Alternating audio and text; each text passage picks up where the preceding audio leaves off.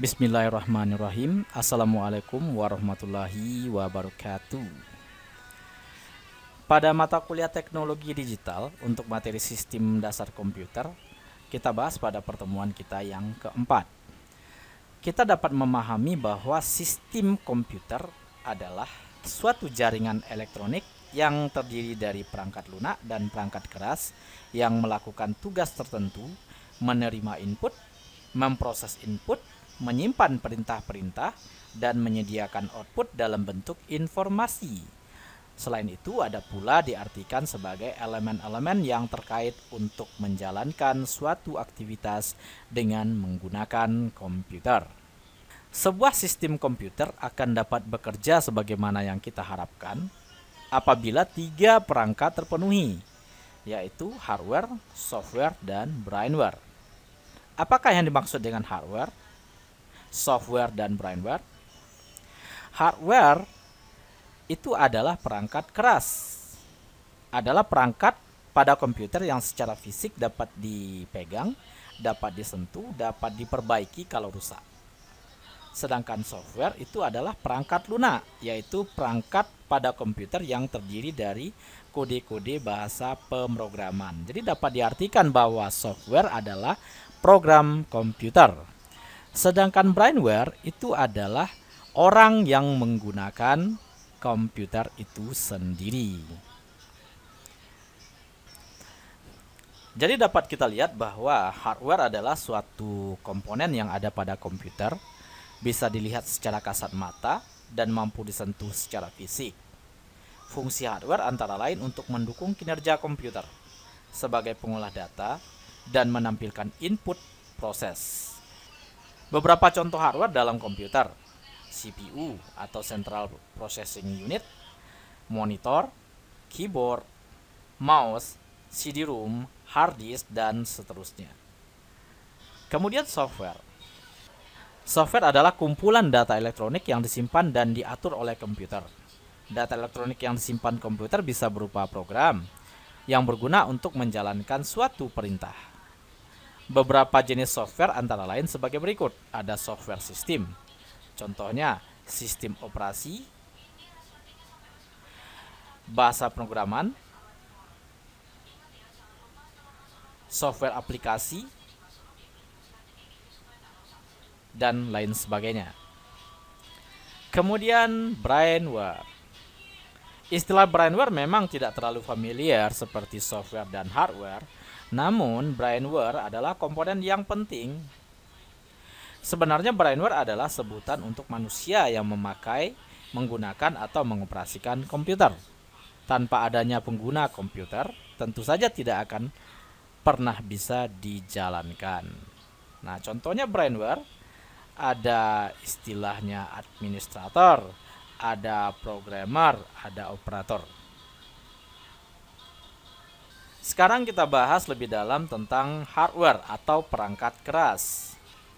Hardware terdiri dari input, proses, output, dan storage. Input device, processing device, output device, dan storage device. Input device. Input device adalah perangkat masukan, artinya perangkat keras yang berfungsi untuk memasukkan data atau perintah ke dalam mesin komputer, yaitu prosesor. Contoh dari input device adalah keyboard, mouse, touchpad, scanner, joystick, light pen. Jadi dengan menggunakan input device, kita memasukkan informasi, perintah-perintah ke dalam komputer untuk diproses di dalam perangkat pemrosesan, lalu ditampilkan melalui alat output. Contohnya adalah keyboard, mouse, dan seterusnya. Lalu kemudian proses device.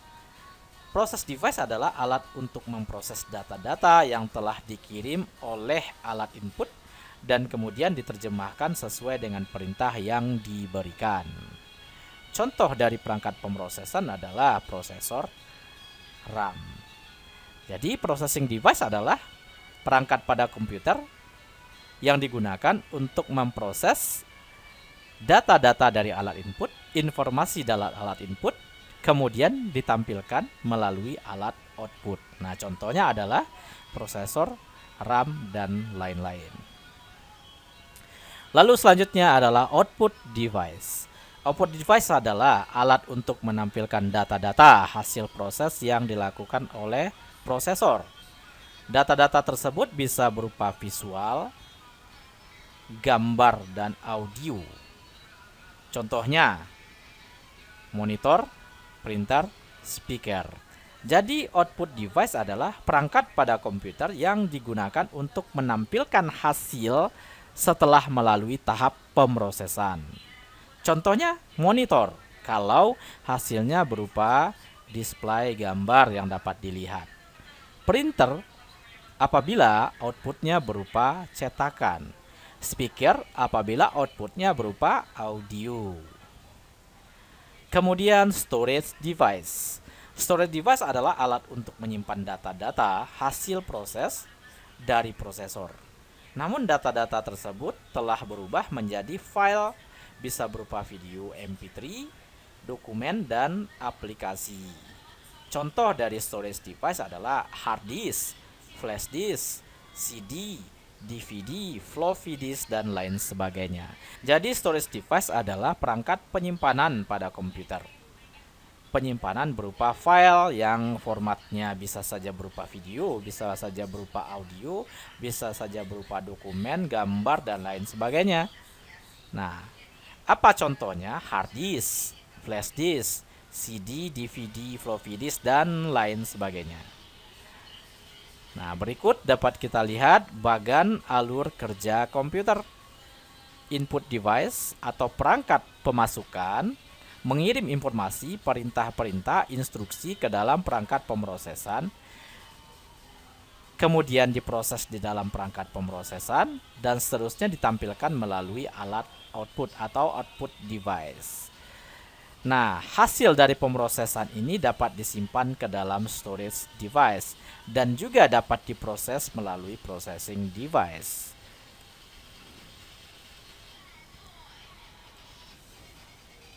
Selanjutnya software atau perangkat lunak. Pengertian software, fungsi, jenis, dan contoh software pada komputer.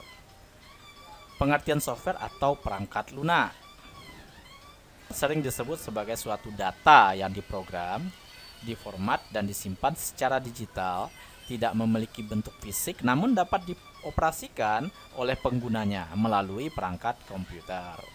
Menurut pendapat ahli Roger S. Pressman 2002, pengertian perangkat lunak atau software merupakan suatu perintah program yang terdapat pada sebuah komputer. Pembuat software sendiri memerlukan bahasa pemrograman yang ditulis oleh seorang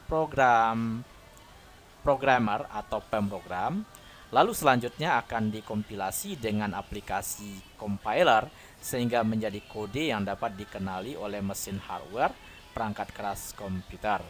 Perangkat lunak seperti Windows atau Linux bisa dibilang sebagai nyawa dari komputer, di mana tanpa menginstal sistem operasi tersebut, maka komputer tidak dapat dijalankan. Fungsi utama software pada sistem operasi. Dari pengertian software di atas sebenarnya kita sudah bisa tahu apa saja fungsi software pada sistem operasi komputer. Ada beberapa fungsi software sebagai berikut. Yang pertama, menyediakan fungsi dasar untuk kebutuhan komputer sehingga dapat dioperasikan. Misalnya ketersediaan sistem operasi dan sistem pendukung pada komputer. Lalu, mengatur setiap hardware perangkat keras yang ada pada komputer sehingga bisa bekerja secara simultan. Kemudian sebagai penghubung antara beberapa software lainnya dengan hardware yang ada pada komputer. Lalu software berfungsi sebagai penerjemah suatu perintah software lain ke dalam bahasa mesin sehingga dapat dimengerti atau diterima oleh hardware. Lalu fungsi software digunakan untuk mengidentifikasi suatu program komputer. Software berdasarkan jenis. Ada beberapa jenis software atau perangkat lunak di dalam sebuah sistem operasi komputer. Di antaranya ada application software atau perangkat lunak aplikasi. Software ini punya fungsi tertentu, misalnya untuk presentasi dan pengolahan data. Contoh application software adalah Microsoft Office Word, Microsoft Office Excel, Mayob, OpenOffice, dan lain sebagainya. Kemudian ada operating system atau sistem operasi. Fungsi software ini biasanya digunakan untuk mengkoordinasikan tiap komponen dan fungsi komputer. Contoh, Windows, DOS, Linux, dan lain sebagainya. Kemudian ada programming language atau bahasa pemrograman, adalah software yang berfungsi sebagai pemberi instruksi standar. Contohnya PHP, Java, Microsoft Visual Basic, dan lain sebagainya. Software berdasarkan distribusi. Selain jenis-jenis software di atas, ada beberapa software lainnya yang diklasifikasikan berdasarkan distribusi. Antara lain ada freeware, yaitu software tanpa batas waktu tertentu. Biasanya software jenis ini memiliki fitur kurang lengkap dan tidak maksimal. Ada adware, yaitu software yang bisa didapatkan dan digunakan secara gratis, namun dengan kompensasi adanya iklan yang muncul di komputer atau user. Kemudian ada spyware, yaitu perangkat lunak yang dibuat khusus untuk memata-matai segala aktivitas pengguna komputer. Biasanya software jenis ini banyak disalahgunakan seperti untuk mencuri data dari komputer lain. Kemudian ada open source, yaitu software yang kode sumbernya dapat dibuka, diubah, ditingkatkan, dan disebarluaskan. Biasanya software jenis ini dapat diperoleh secara gratis dan dapat dikembangkan oleh orang lain dengan lisensi GPL atau General Public License. Kemudian ada shareware, yaitu piranti lunak untuk keperluan tertentu yang dibagikan secara gratis, biasanya sebagai demonstrasi dengan fitur terbatas dan penggunaannya untuk waktu terbatas. Lalu ada malware, yaitu software yang dianggap sebagai perusak, sehingga bisa berbahaya jika software malware disalahgunakan. Kemudian firmware, yaitu jenis software penyimpanan yang hanya dapat dibaca atau memory read only.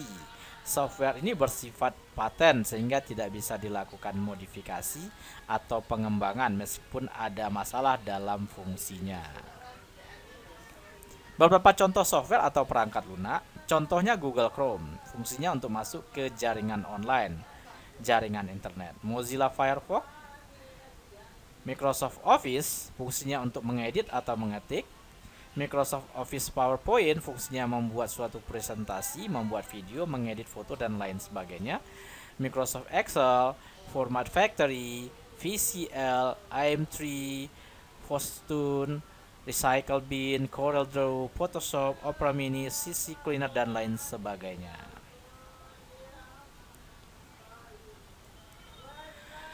Selanjutnya kita bahas tentang brainware.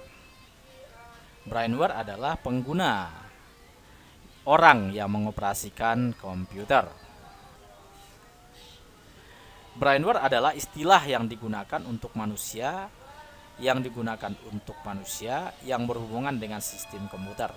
Manusia merupakan suatu elemen dari sebuah sistem komputer yang merancang bagaimana suatu mesin dapat bekerja sesuai dengan hasil yang diinginkan. Tingkatan brainware terdiri atas sistem analis, programmer, administrator, dan operator. Sedangkan bagian-bagian brainware terdiri atas operator komputer, teknisi, trainer, konsultan, project manager, programmer, graphic designer, spesialis jaringan, database administrator, dan sistem analis. Sebagai administrator adalah tugas seorang yang dianggap memiliki kemampuan untuk mengelola suatu sistem operasi beserta juga program-program yang dijalankan dari sebuah komputer atau jaringan dalam perusahaan. Selain itu ada juga database administrator yang bertanggung jawab terhadap kelancaran sistem database perusahaan, termasuk juga petugas untuk mengatur, mengelola, serta menyimpan arsip maupun data-data penting perusahaan. Sebagai programmer, dengan menggantungkan dunia dengan teknologi, maka begitu juga perusahaan yang mempunyai programmer mereka sendiri. Programmer sendiri bertugas untuk membuat program yang dibutuhkan perusahaan dalam sistem komputerisasi. Di samping itu, programmer juga berperan sebagai pihak yang turut menjaga keamanan dan kelancaran keseluruhan sistem komputer perusahaan. Seterusnya, sebagai operator. Setelah programmer dan administrator, berikutnya adalah operator yang bertugas untuk menjalankan sistem operasi serta program dalam perangkat komputer perusahaan. Di sini operator akan bertindak dalam melakukan perawatan sistem operasi komputer, menyiapkan akses pada data dan informasi, dan lain-lain. Jenis-jenis brainware. Seorang programmer komputer yakin brainware atau yang biasa disebut juga dengan user dapat dibagi menjadi beberapa jenisnya mengikuti tugas yang mereka lakukan. Beberapa jenis-jenis brainware adalah sebagai berikut. 1. Programmer, operator komputer, teknisi komputer, project manager, dan konsultan. Apa itu programmer? Yakni seseorang yang mempunyai kemampuan dan keahlian dalam menguasai salah satu atau lebih bahasa programan dalam dunia komputerisasi. Programmer di sini bertugas untuk membuat dan mempersiapkan program yang dibutuhkan, serta juga dapat mendukung sistem komputer yang akan dibuat atau telah dirancang.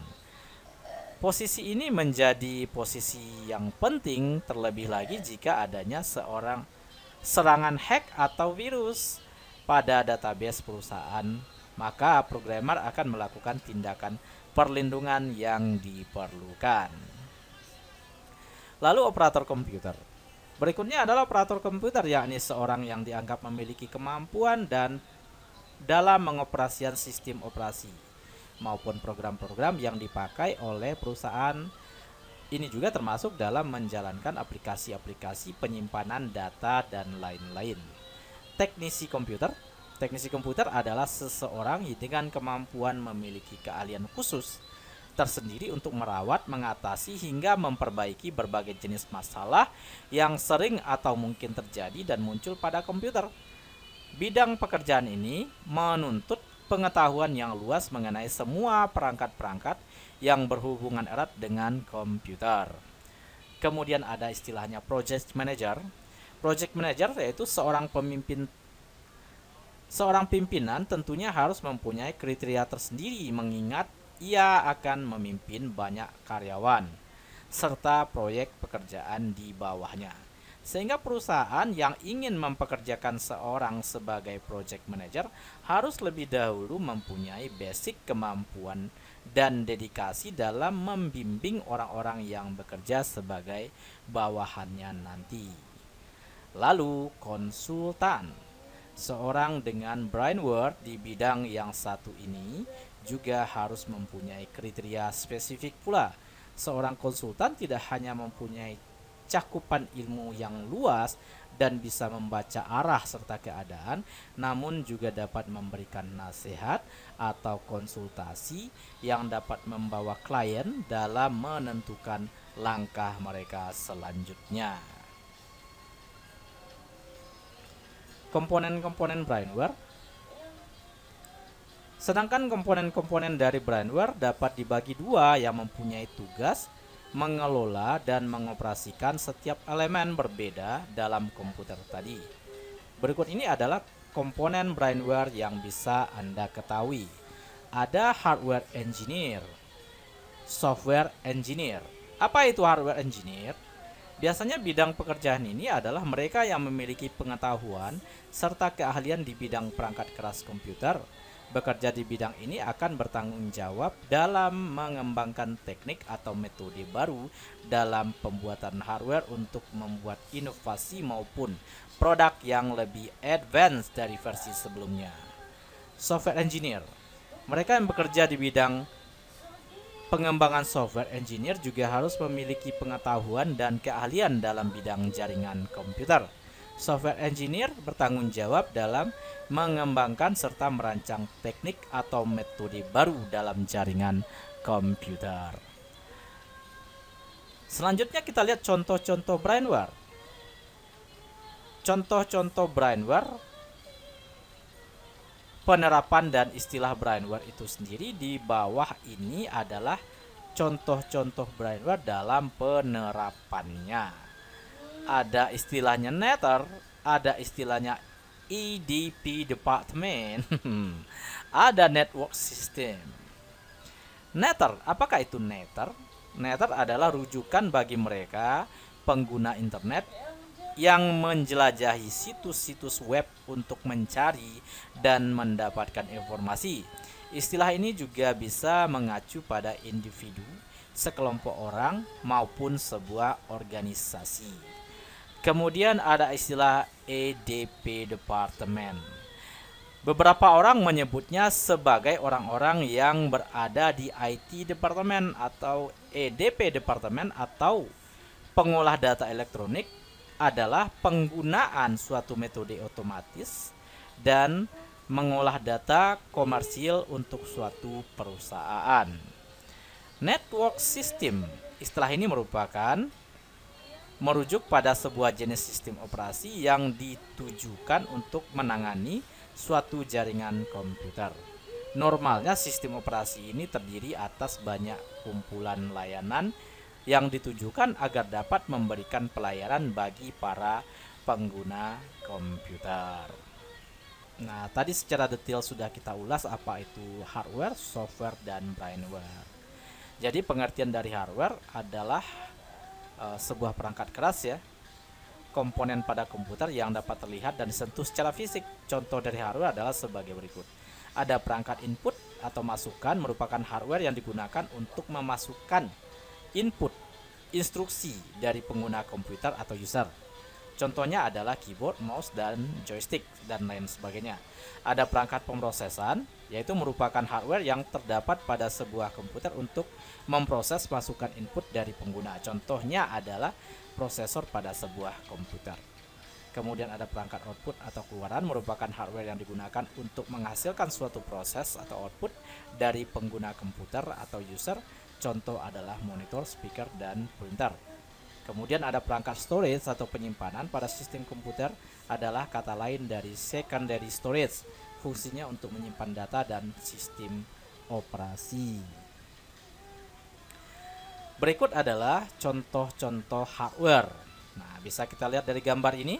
Ada monitor, ada keyboard, ada speaker, ada headphone, ada modem, ada hard disk, RAM atau memori, ada CD-ROM, DVD-ROM, ada scanner, ada printer, dan lain sebagainya. Ada webcam juga, ada VGA card, dan lain sebagainya. Ini adalah hardware komputer.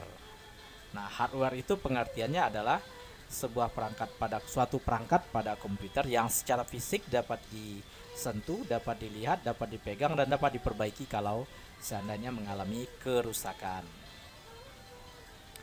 Kemudian di sini kita lihat perangkat input, contohnya adalah keyboard, mouse, joystick, ini untuk penggemar game, dan lain sebagainya.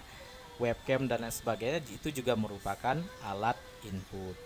Lalu selanjutnya dapat kita lihat perangkat pemrosesan. Ini adalah contoh dari prosesor. Ada Core i7, ada Core 2 Duo, ada Xeon prosesor, ada AMD, dan lain sebagainya. Kemudian ini adalah perangkat output, yaitu merupakan hardware yang digunakan untuk menghasilkan suatu proses dari pengguna komputer. Contoh adalah monitor, speaker, dan printer. Kalau outputnya berupa audio, maka ditampilkan melalui speaker. Kalau outputnya berupa display gambar, video, dan sebagainya, ditampilkan melalui monitor. Kemudian kalau outputnya berupa cetakan, ditampilkan melalui printer. Kemudian di sini bisa kita lihat perangkat penyimpanan atau storage device. Perangkat penyimpanan pada sistem komputer adalah kata lain dari secondary storage. Fungsinya untuk menyimpan data dan sistem operasi. Nah, contohnya bisa kita lihat di sini. Ada CD atau DVD, kemudian ada disket. Ini sudah jarang dipakai ya, disket ini biasanya sudah beralih ke flash disk atau flash drive ya. Kemudian ini hard disk, dan hard disk ini sebetulnya juga ada pengganti hard disk ini sebenarnya yang disebut dengan SSD. Nah, jadi kita dapat memahami bahwa teknologi itu berkembang. Yang biasanya digunakan itu bisa saja nanti sewaktu-waktu tidak digunakan lagi, tapi diganti dengan komponen lain yang tentunya memiliki kinerja yang lebih baik dari sebelumnya. Nah, jadi di sini dapat kita pahami bahwa sistem komputer itu terdiri dari alat input, kemudian di sini ada istilah peripheral, kemudian di sini adalah alat output. Nah, ini terhubung dengan menggunakan yang namanya port atau input output port. Nah, port ini merupakan gerbang tempat terpasangnya konektor-konektor, apakah itu konektor input, konektor peripheral ataupun konektor output. Dan kemudian dia akan diproses data, instruksi, perintah itu akan dikirim dengan menggunakan bus melalui jalur-jalur ini, jalur bus, untuk diproses di dalam perangkat pemrosesan yang disebut dengan CPU atau Central Processing Unit. Di dalam CPU ini terdapat yang namanya Aritmatika dan Logika Unit atau ALU, juga terdapat Control Unit atau CU. Nah, kemudian dibantu oleh RAM untuk menyimpan data yang menunggu untuk diproses, data instruksi yang menunggu untuk diproses disimpan di dalam RAM atau Random Access Memory. Sedangkan data instruksi yang diproses itu berada di dalam prosesor, disimpan di dalam yang namanya cache memory. Nah, selanjutnya hasil dari proses ini maka akan ditampilkan di monitor berupa output. Kalau hasilnya berupa audio maka ditampilkan melalui speaker. Kalau hasilnya berupa display gambar, film, video itu ditampilkan melalui monitor. Kalau hasilnya berupa cetakan maka ditampilkan di printer nantinya. Dan ini komponen-komponen ini melekat pada atau terpasang pada yang namanya mainboard atau motherboard, papan induk. Kemudian software, ini pengertian software adalah sekumpulan data elektronik yang disimpan dan diatur oleh komputer. Data elektronik yang disimpan oleh komputer ini dapat berupa program atau instruksi yang akan menjalankan suatu perintah. Melalui software atau perangkat lunak inilah suatu komputer dapat menjalankan suatu perintah. Nah, ini adalah sistem operasi. Ini adalah seperangkat program yang mengelola sumber daya perangkat keras komputer dan menyediakan layanan umum untuk aplikasi perangkat lunak. Sistem operasi adalah jenis yang paling penting dari perangkat lunak sistem dalam sistem komputer. Tanpa sistem operasi, pengguna tidak dapat menjalankan program aplikasi pada komputer mereka, kecuali program aplikasi booting. Contohnya apa? Ada Windows ya. Windows ini ada berapa versi?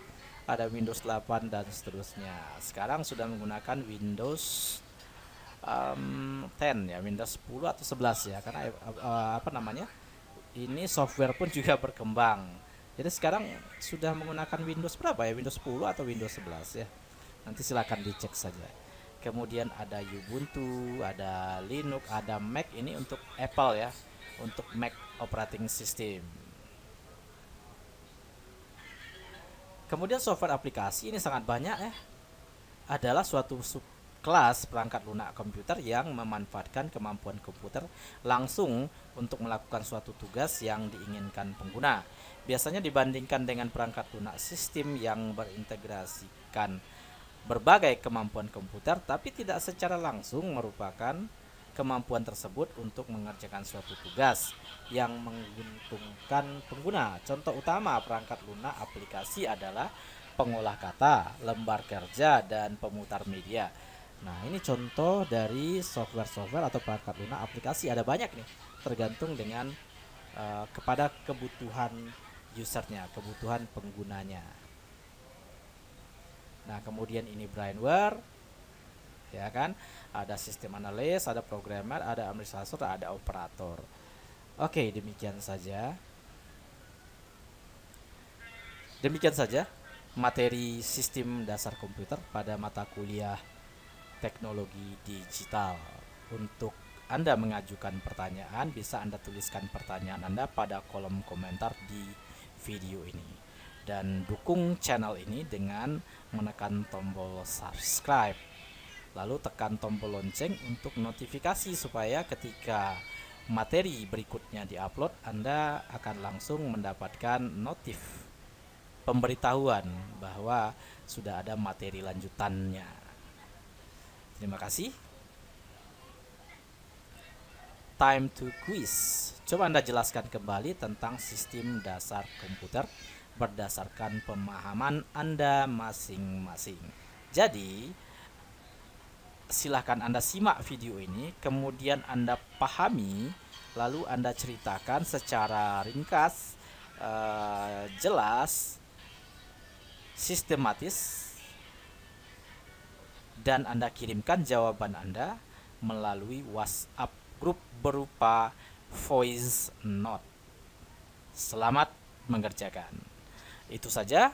Wassalamualaikum warahmatullahi wabarakatuh.